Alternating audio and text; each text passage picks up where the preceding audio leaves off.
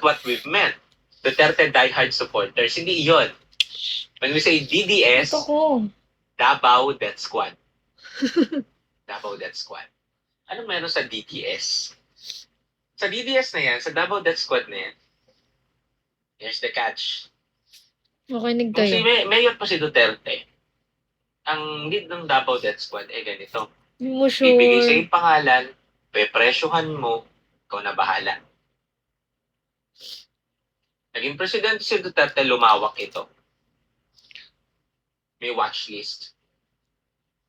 Mga DDS dyan, oh. Pasintabi sa mga ang tatay o kamag-anak ay pulis, pero hindi ko sinabing lahat, pero meron tinatawag na quota system. Pag sinabi mong quota system, ang mga pulis, may Uy. quota. Ito ang kailangan nyo mabatay within the month, within your this day, kayo na bahala. O kailangan nyo mahuli, dead or alive. Yun na lang, kailangan nyo mahuli, dead or alive. May quota system yan. Sino mga pulis dyan? May reward system. That's according to the investigation. Okay, may ganun sila.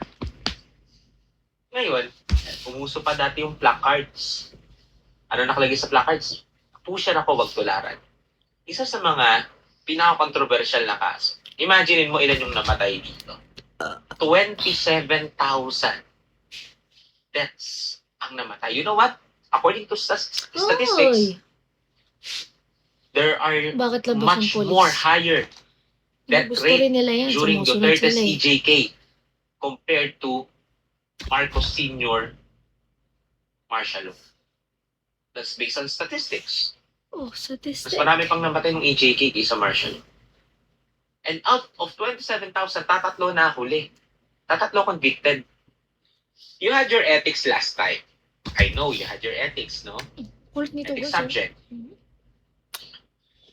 My last performance task in ethics is mock trial. Kung nakita mo sa feed ko, kung ikaw ay friend ko, nandun yun sa feed ko, mock trial. Nakasuot ako ng pang-abogado, ng panghusgado, mga abogado yung estudyante ko. At yung tinrial namin ay may he rest in peace, the case of Yes, I Kian De Los Santos. The case of Kian De Los Santos. And in fact, in the case of Kian De Los Santos, ang estudyante ko, forensic science. Pag sinabi ng forensic, sila yung mga nagsosoko. Magsosoko. So alam nila yung mga kalakaran sa ganyang patayan. Ngayon, dun ko natutuhan na palalim pag-unawa ko sa ballistic report, sa tinatawag nating fingerprint test. Here's the report. According to the report, Okay. Kian De Los Santos, the result of his parapin test got negative.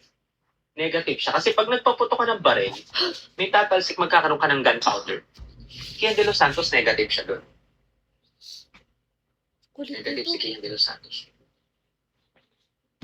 Pangalawa, sa CCTV, bit-bit na siya. Paano nangyaring nanlaban at tumakbo?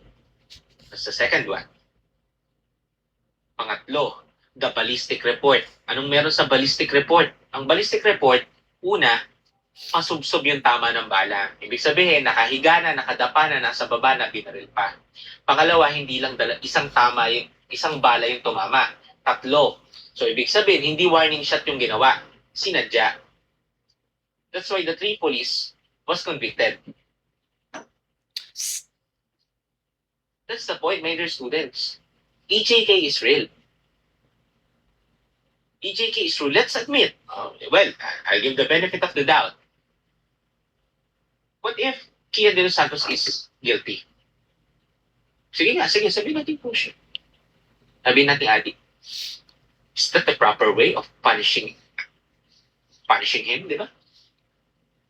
No, it's not. I think so. That's not the proper punishment.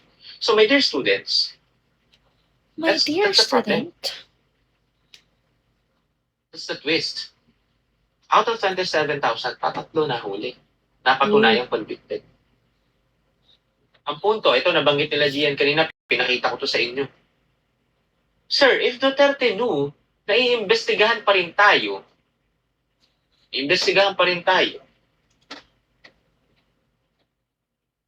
kasi part tayo ng 2011 to 2019. If Duterte knew na iimbestigahan tayo kahit mag-withdraw siya, bakit siya nag-withdraw? That's the point eh. Bakit siya nag-withdraw? magiging accountable pa rin naman siya kasi part tayo ng ICC, no? Ginagawa niya AJK. It is simply because for future reference. Ayaw niya na sa mga susunod, mangyari pa ulit yun. So kung may mangyari mang AJK, ang mapaparusahan, sino na? Hindi na pwedeng mga elam si ICC. Hindi na pwedeng mga elam ang international community because of the withdrawal of the Philippines. Kaya nga ang hamon sa inyo guys ang hamon sa atin, should we go back to the ICC? That's my question to you. Dapat ba bumalik na Pilipinas sa ICC? No. Kasi mahahati ka dyan Kung babalik ang ICC, babalik ka sa ICC, baka pwedeng maging alipin tayo ng batas nila. Kung hindi naman, hindi maayos ang justice system sa atin. Hindi mo kasi guys pwedeng sabihin na ang solusyon dito ay ayusin ang justice system ng Pilipinas Ang hirap, bakit? Pag inayos mo ang justice system ng Pilipinas, sino mag-aayos? It's the senators. The congressman. Sila mag-aayos. At pag inayos yan, sino tatamaan? Sila rin. Dahil ang batas nakapokus sa mahihirap, hindi sa mayayaman. And that's the idea. That's the idea of That's the idea of fixing the law. Parang ang hirap sabihin na ayusin natin kung mismong mag-aayos, ayaw. That's why the power lies in our hands. So this is the last part, the global governance and sovereignty.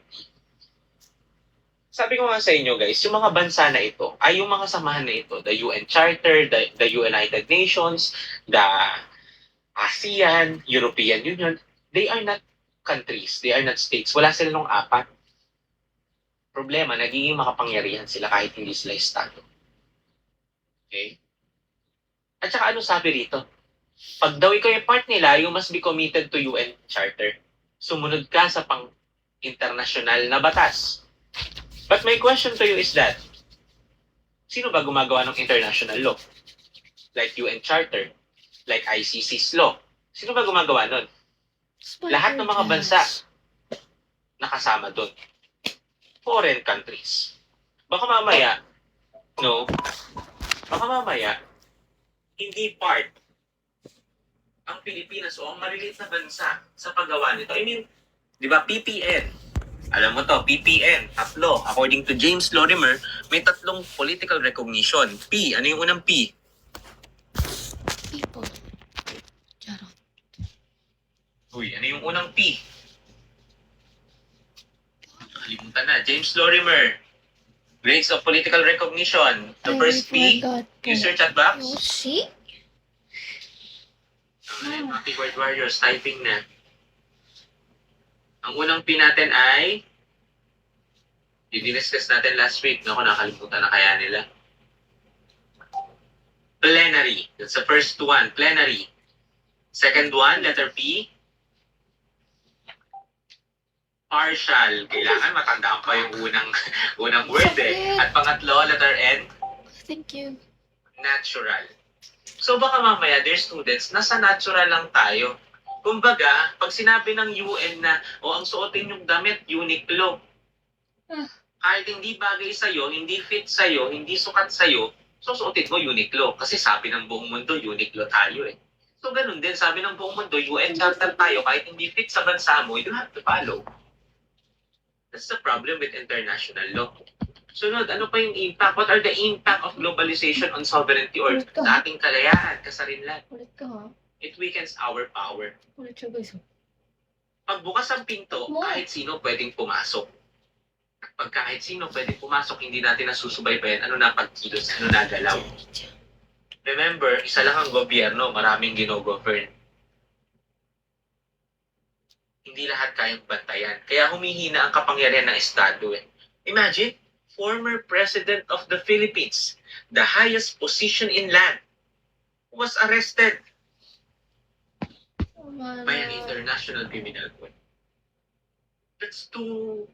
Kumbaga, that's a drop of the bomb. Pasabog yun.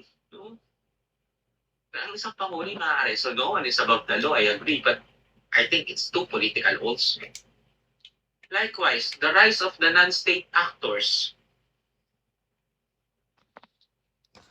Halimbawa ng tanong sa exam. Di ba? Tanong sa exam. Why does di ba ang MNC sila yung may mother country, like Jollibee, may mother country. And why does the MNCs go out of their mother country? Bakit daw lumalabas ang mother country yung mga MNCs? Ganun yung mga tanungan sa exam nyo next week, kaya good luck, galingan ninyo, ha? Anong problem? Here's the catch in the Philippines. Halimbawa, ako ay politician. Kayo, mga negosyante, o sabi nyo, for example, kay si Sara Tiscaya, sabihin nyo sa akin, oh sir, Mr. Martin, you're running for the position. You're one of the greatest contenders. I'll give you 20 million for your campaign.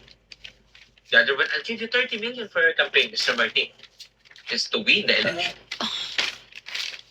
The prohibition of the court is that, or the Philippine law is that it should not be the case. Bawal. Tanong, bakit bawal? Bakit bawal magbigay ng donasyon ang mga negosyante sa politician? Ito yung kinaharap ni Chis Escudero eh. Problema ni Chis Escudero to, kaya siya natanggal as Senate President. Tumanggap siya ng donasyon. Tumanggap siya ng pera sa negosyantes. Tanong, bakit bawal? Anyone? Normal birth weight. Raise your hand. Bakit daw bawal, Wala guys? magka-chat. Help me. Bakit ka bawal tumanggap sa negosyante ng pera? Eh, gagamitin mo naman sa eleksyon. Bakit bawal? Tulong daw yun. Bakit bawal? Anyone? Bakit bawal? Why is that? A politician should not accept any Bayan? monetary help from businessmen. Normal birth Anyone? weight. Or I'll call a number. Hello, di ko alam Please number. open your mind. Number. Kinabahan na yung iba, no? I forgot Ano number. date ngayon? 13. Let's have number 13. Oh, wala pang aamin kung sino yung number 13. Di yun. Number 13. Yan. Wala nang umamin kung sino yung number 13. Seat number ninyo, hoy. Nakalimutan kagad nila yung number nila. Oh. Siyempre, Let ako me lang. repeat the question. Why is that? The politicians are not allowed Politicians to are not accept allowed monetary to values accept or help monetary values or from the help. business. Yes, Gian, go. Baba, kita number 13, ha? Gian, go. Thank Sometimes you. kasi sir, mostly po yung iba po may kapalit siya or nag-ano ng parang utang na loob. Then another po is parang bribery in disguise. Parang kahit po Bribery tawagin in siya- disguise. kahit po tawagin siya ng donation, pwede siyang maging parang panunuhol, ganun. And also parang hindi po patas yung election if may Yung ganun. Okay. If President President Duterte during that time, alam nyo siya ang pinakamahirap na tumakbong presidente during his term. I mean,